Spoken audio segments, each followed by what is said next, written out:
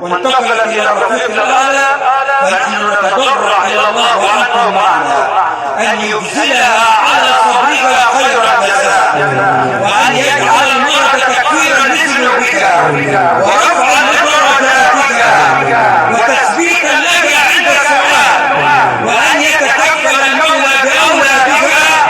وأن يرحك الزوج والأهل الثبات والصبر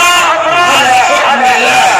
ونذكره بوصية الحبيب محمد: إن لله ما أخذ وله ما أعطى وكل شيء عنده بأجل مسمى، فاصبروا واحتسبوا أجر عند الله. بالإنابة عن الأسرة كل من واساه فيها جزاه الله خيرا وسعيه مشكور. وعني وعن زميلي فضيلة القارئ، شكر الله لكم حسن الاستماع